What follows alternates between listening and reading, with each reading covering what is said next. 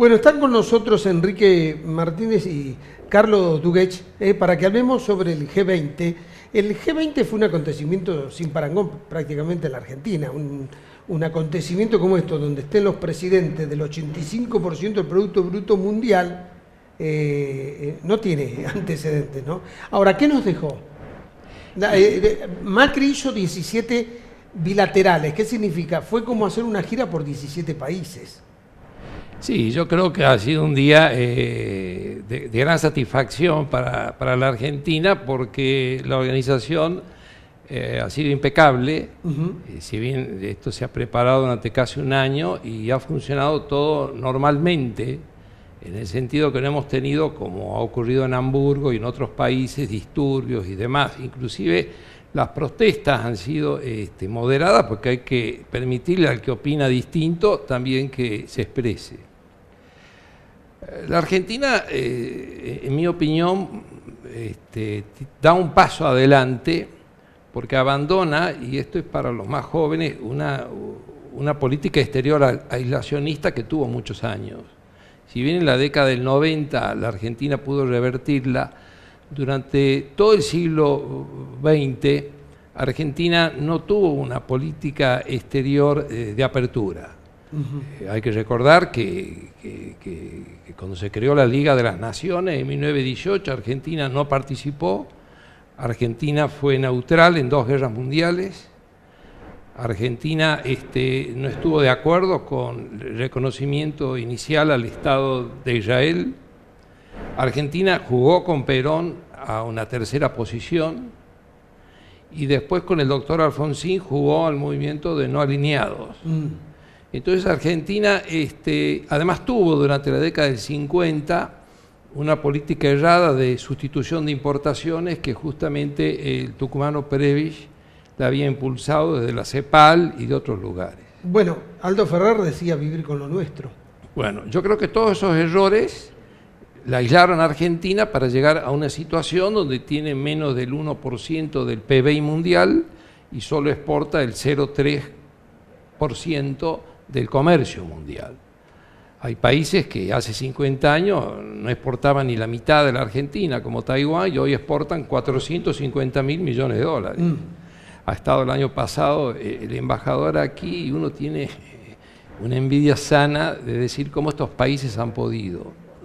Así que el sábado ha sido, y la jornada del viernes y toda la reunión del G20, yo creo que es positiva desde el punto de vista político, porque Argentina se reinserta bien en el mundo, negociando con todos, que me parece que es lo ideal, y ojalá que esto se concrete para lo que nosotros necesitamos, que es producir más y exportar más. Los países que están presentes en el comercio internacional con mucha fuerza son los países que tienen mayor Producto Bruto Interno, porque son más competitivos. Exactamente. Y participan del beneficio del comercio mundial. Y sobre todo son países que uno nota dos cosas: han tenido mucho sentido del tiempo, no dejaban las cosas para el lunes, han tenido un gran sentido de usar el conocimiento y además aplicarlo en cosas concretas.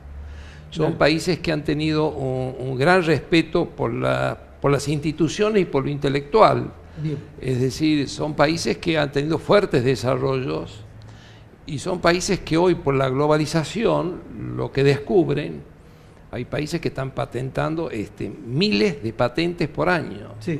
Y nosotros no llegamos a 2 docenas de patentes. Y creo que en el caso de Corea están hablando de varias decenas de miles de patentes y de descubrimientos nuevos que por la globalización llegan a todos, y hay algunos que los aprovechan, Claro. y otros que no. Claro, aquí el que crea conocimiento obviamente tiene una ventaja. Ahora, ¿cómo se dio vuelta el mundo, no, Enrique? Porque hace 30 años nadie iba a creer que los términos de intercambio iban a ser como los que tenemos actualmente, porque hace 30, 50 años los productos primarios que vendía la Argentina valían muy poco respecto a la manufactura. Eso es y hemos cierto. pasado además en la etapa kirchnerista, cuando la soja estuvo a 600, fue una ventana económica desaprovechada. Sí, con respecto a los precios relativos también hay una realidad, es decir, cuántas toneladas de soja o cuántos kilos de soja necesitábamos antes para comprar un celular y cuántos kilos necesitamos ahora. Sí. O cuando éramos chicos, cuánto se necesitaba para comprar un automóvil y cuánto se necesita ahora. También hay que ser objetivos. Si para un país es importante vender muchos autos o muchas motos como hemos vendido en el 2017 en Tucumán, o si para un país es importante también el conocimiento, y en una de esas pasar de 180 días de clase, como hemos dicho aquí, a 200 días de clase, o enseñar oficios, o reconvertir todos estos recursos humanos que hoy están con planes y sin actividad en cosas productivas. Sí, transformarlo en emprendedores. Exactamente. Hay un muy buen mensaje, obviamente, de la reina de Holanda con el tema de los emprendedores. Y los que hemos trabajado en esto, en algunas fundaciones, sabemos que los que no califican para un banco, de pronto tienen con los microemprendimientos la posibilidad de comprar herramientas, de desarrollarse, de crecer y de dar trabajo a otras personas. Ese ha sido para mí uno de los mejores mensajes, ¿no? Desarrollar al pequeño emprendedor. Está bien.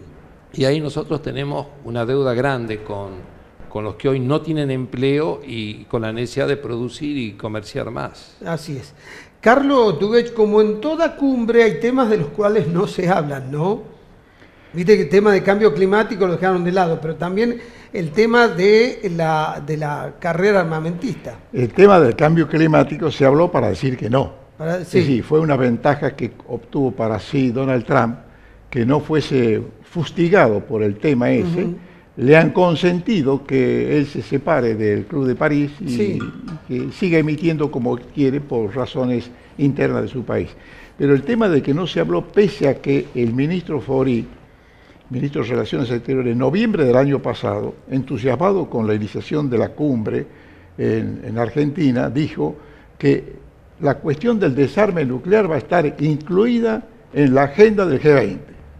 Nos quedamos esperando que la incluyan, no la incluyeron. Cuando se hace un relato sobre la importancia de la cumbre, y es razonable que se lo haga, se dice la 2/3 parte de la población mundial, el 75% del comercio mundial, el 95% de no sé qué otra cosa, y se han olvidado de decir que los miembros integrantes del G20, las cabezas de los países principales, acumulaban el 95% de las armas nucleares del mundo. Quiere decir, por un momento tuvimos sentados en Buenos Aires durante 2 días a los dueños del poder nuclear del mundo. Claro que el poder nuclear no solo es, por un lado, la amenaza que todos creemos que es, sino también un factor de desarrollo, porque las empresas que fabrican los distintos elementos que componen el arsenal nuclear son empresas industriales que se financian con el financiamiento de bancos que hacen su negocio prestando dinero y el que paga es el Estado. Lo ideal sería un plan de reconversión industrial de tal suerte que sin disminuir el monto que destina cada Estado para los arsenales nucleares, a lo largo del tiempo significa una reconversión industrial. De golpe no podemos hacer el desarme. Porque además, Carlos, hay millones de personas trabajando directamente en lo que es la industria del armamento. Y sería irresponsable insistir en que el desarme se haga de la noche a la mañana, independientemente de las consecuencias sociales y de entusiasmo que puede tener en quienes amamos un país un mundo sin armas nucleares, pero hay un conjunto impresionante de empresas y de ciudadanos de distintos países que viven de la industrialización de la muerte, desgraciadamente, es así. Es más, a mí me llama la atención porque hay muchos países pequeños que antes no figuraban en el mapa de la carrera armamentista, que hoy tienen un desarrollo nuclear que pone en riesgo el equilibrio del mundo. Los principales exportadores de armas son los 5 países que estaban sentados en la cumbre. Exportan el 74% de las armas que se consumen en el mundo. Estados Unidos, Francia, China, Rusia, Inglaterra, al que hay que sumar también en el orden europeo a Francia, a España, quiero decir. ¿El mayor negocio en el mundo es este del armamentismo o de la droga? ¿El mayor qué? El mayor negocio en cuanto a volumen de dinero que mueve. Yo creo, habría que preguntarle a los que manejan las cifras y los guarismos, que es el mayor negocio del mundo por el costo que significa. Sí. Un arma nuclear no se hace con tuercas y tornillos. Sí, creo haber leído el dato que el tema de la droga está segundo después de lo que es la producción de armamento. Por ejemplo, lo que se gasta en porque reconozcamos que es un negocio, hacer una guerra es un negocio para los que producen armas. Pero el negocio de la guerra empieza antes, cuando se hace el marketing de la guerra.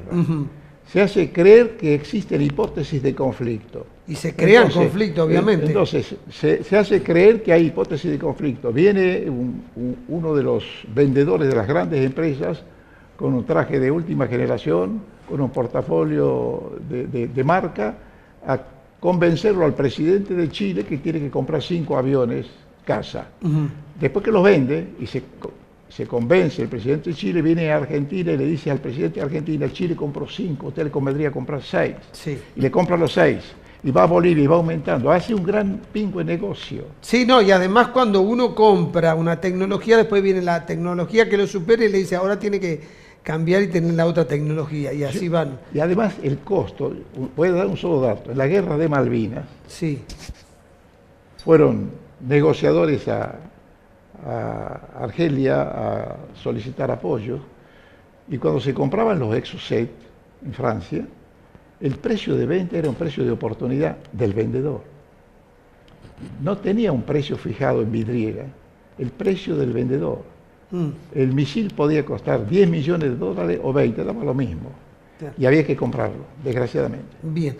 Enrique, para cerrar, ¿se anunciaron inversiones para Vaca Muerta? Interés, se anunciaron inversiones en energías renovables, en infraestructura, o sea, dejó datos concretos esta cumbre del G20. Sí, hay inversiones de dos tipos. En obras de infraestructura, vamos a citar, por ejemplo, en el caso de China había un convenio para construir ahí 2 centrales hidroeléctricas. Hace un año el gobierno dispuso cambiarle el nombre a las centrales y volver al nombre inicial que las centrales tenían, y eso se va a hacer a través de un swap, de un crédito que otorgó China y que está en el registro de las reservas del Banco Central, y que en algún momento va a haber que destinar a su uso, que era construir esa central hidroeléctrica. Hay ofrecimientos para hacer un tramo ferroviario importante desde Vaca Muerta. Vaca Muerta necesita, por el tipo de extracción de petróleo, de llevar arena y otros insumos que son caros. También hay que ver cómo se va a comportar el potencial de Vaca Muerta ante una caída del barril de petróleo, porque el petróleo de shale funciona en determinados niveles del precio del barril de crudo. Ahí hay que seguir de cerca qué es lo que está haciendo Estados Unidos, que ya descartó la necesidad de tener una reserva estratégica, y por eso se ha convertido de pronto de nuevo en el gran productor de petróleo y gas en el mundo, que es uno de los motivos por el cual ha hecho caer el precio. Bueno, los analistas dicen que en realidad hacia adelante uno debería esperar una mayor producción de petróleo que no se detenga y un consumo que no acompañe esa mayor producción. Sí, también hay que ver si va a haber un desarrollo de los autos eléctricos o los autos también, inclusive a hidrógeno, que es una tecnología mucho más compleja y donde nosotros no sabemos cuál es el futuro, pero todo indica, volviendo al tema, de que hay convenios para encarar proyectos concretos para Argentina que necesita mejorar su infraestructura. Porque que son los datos concretos que dejó la cumbre del G20. Aparte sí, del documento. De todas maneras hay que implementarlos, hay que ver cómo se va a instrumentar ese fondeo, a qué empresa se le va a adjudicar las obras. Nosotros necesitamos mejorar la infraestructura. En el caso nuestro de Tucumán, y esto es una realidad, uno la ve con una agenda internacional importante, pero a uno le preocupa la agenda local de Tucumán, la necesidad de que mejoremos nuestros caminos rurales, de que nuestros productores puedan salir mejor a los puertos, de que mejore la infraestructura ferroviaria, de que tengamos buenos servicios de calidad en el agua, en los desagües, y sobre todo y principalmente que ofrezcamos seguridad, porque claro, el inversor que viene necesita una seguridad que hoy todavía no la estamos brindando. A ver si te parece, Enrique, nos falta en la infraestructura ferroviaria o vial la transversalidad de nuestro país. Nuestro país está diseñado de otra manera. Exacto, que la supo tener, claro, ¿no? Porque tuvo una red ferroviaria de 44.000 kilómetros lineales, que fue una de las 4 redes ferroviarias más grandes del mundo. Y la perdimos, y no como dicen algunos en el 80 o en el 90. Los que saben dicen que la perdimos cuando nacionalizamos los trenes en el 48, y bueno, pero eso es otro tema. Yo creo que Argentina debe mejorar su infraestructura, Tucumán debe mejorarla, y ese acompañamiento de la mejora en la infraestructura tiene que ir con la reducción de la carga impositiva. claro. Comentábamos con Carlos que los impuestos que se anularon hace un año se han vuelto a reinstalar, y eso no es un cambio.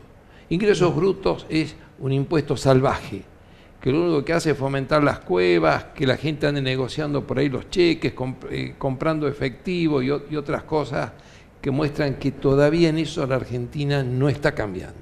bien. Y esto es preocupante, bajar impuestos y dar infraestructura para que venga la inversión. Bien, les agradezco a los dos. Gracias, Pedro, por invitarnos. Hacemos una pausa, después de la pausa la senadora nacional Silvia Elías de Pérez.